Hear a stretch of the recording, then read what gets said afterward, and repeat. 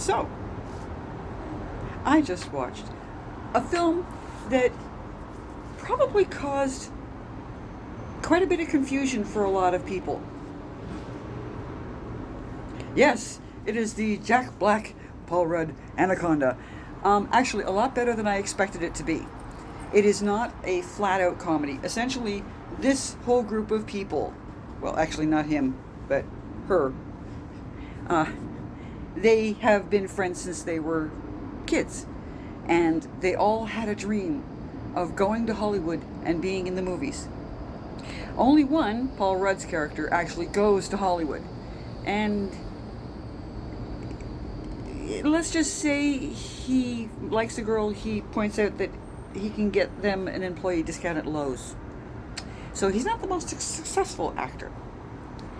As he's just been fired from a set, he's walking and he sees a poster for the original Anaconda, which came out when they were teens, and they adored it.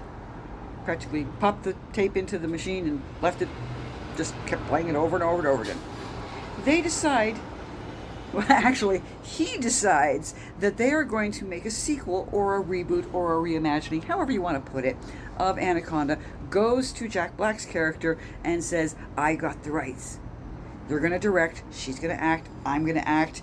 That guy there, does their technical, and the guy over in the corner there, he's the one that they meet down in South America who has a snake. Now, at one point, I was convinced that his snake was going to get loose and become the anaconda that they all had to be afraid of.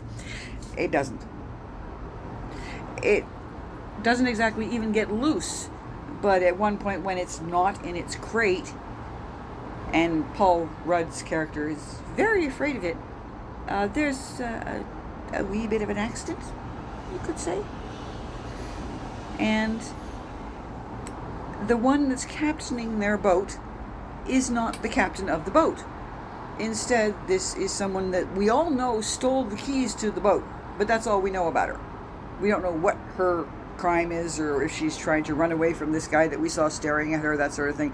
We don't know her story. We just know that she took keys to a boat she doesn't own. And she has put herself off to these guys as the captain of this said boat. They go out, they start making their film. He decides that this captain can play the part of the, rough and tumble, I'm going to save everybody character better than Paul Rudd can, which doesn't exactly sit well with Rudd, especially since if Rudd hadn't got the rights to the movie, sorry, pigeon going by, I'm always afraid that the cat's going to go for one of them and I'm going to find his body 10 floors down. Yes, I know, I watch too many horror films. Either way, he gives her this part, Paul Rudd quits. They realize that they don't actually have the rights when they see another film crew that is doing Anaconda.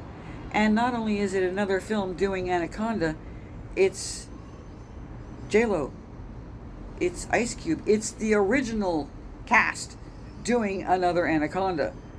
So they didn't have the rights to do this. This is a very illegal film. This is not cool as far as Hollywood's concerned. However, we actually do have a snake out there. And you do get to see Ice Cube. And J-Lo has a cameo at the very end. But Ice Cube's character comes as they realize there's a real snake. They're all sort of breaking up as they realize there's a genuine threat. At one point, they think Jack Black's character has died. And as much as they hate it, they need a distraction for the snake so they can get across this field to a boat.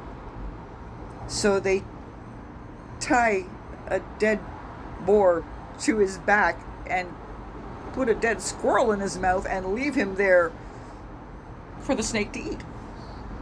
Only for him to come to consciousness just as the snake is getting to him. And now I'm getting too close to the end to tell you too much more. It is in Canada on Crave. I am not sure where you will find it in the United States, but as I have said so many times before, there is this thing called PrimeWire and other various platforms that will show you movies that technically you're not supposed to be seeing. So shame on you for using them.